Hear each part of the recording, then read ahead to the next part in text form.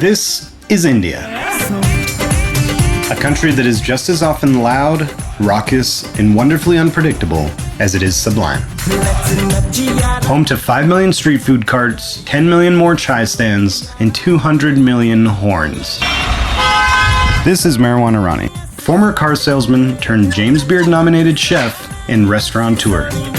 This year he decided it was time to bring his Carolina boys to India. James Grogan, chef at Chai Pani Asheville and Indian neophyte. Daniel Peach, chef of Chai Pani Decatur and the Hindi-speaking veteran. And yours truly, Michael Files, tasked with filming these madmen as they hit 10 cities in 11 days. By planes, trains, and cycle rickshaws, eating everything in sight along the way.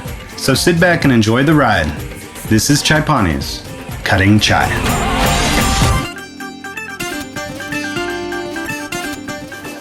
We were finally reaching the end of our journey. In 10 short days, we had visited Mumbai, Lonavala, Pune, Ahmednagar, Delhi, Dehradun, Mussoorie, Rishikesh, and Amritsar. And now we were headed by plane to Jaipur, capital of Rajasthan, for one last bite of India. We woke up in the gorgeous Diggi Palace.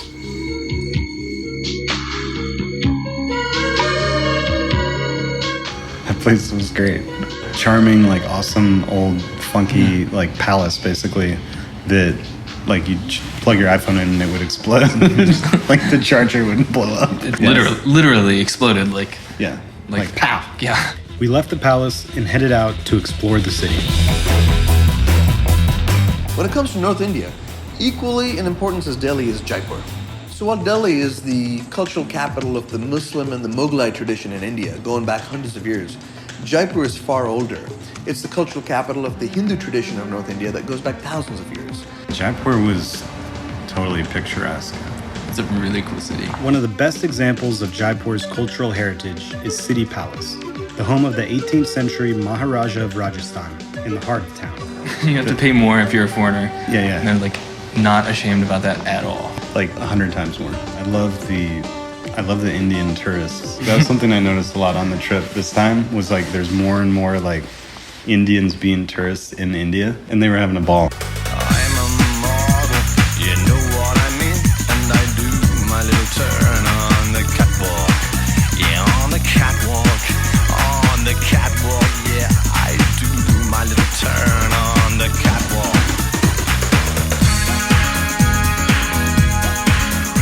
What I love about going to Jaipur and Rajasthan is that the Rajputs, the indigenous people of Rajasthan, are extremely proud and fiercely hold on to their traditions.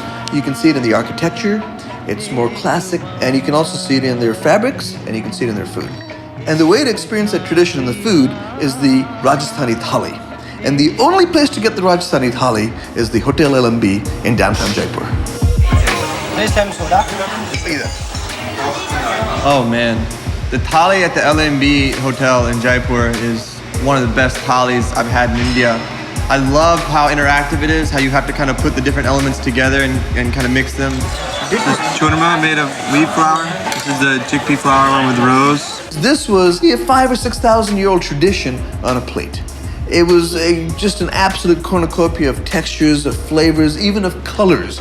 Everything was cooked to perfection. This one really is awesome. This is methi dhana with the fenugreek seeds with raisins. But usually fenugreek seeds, I mean, most cooks shy away from using them because they can get bitter or they just too much of them can ruin the dish. But this is almost, it's like a dish of them where it's the highlight, and it's amazing. Everything we had at that restaurant was really good. Even we had like a coffee milkshake that was just like amazing. Oh man, that's delicious. I downed one and then got another one. Totally stuffed, we headed out to our last destination, the Amber Fort, a gigantic 16th century Rajput palace in the hills above Jaipur. We're doing it! Last hurrah!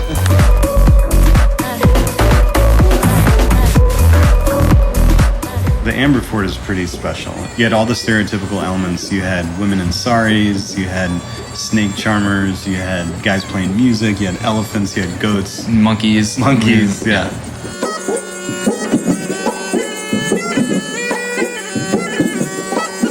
and you had white tourists being harassed by totally like on it Indian businessmen. Like it was like the African savannah where like the wildebeest would come out and then like the lions would come pick off like the weaker ones. It's funny to watch them and then like watch them waiting for the tourists to come out and then watch them afterwards. The white tourists get so frustrated, like they get so angry. But when they're all gone, they're just like laughing like, oh my God, those people got so pissed. Yeah.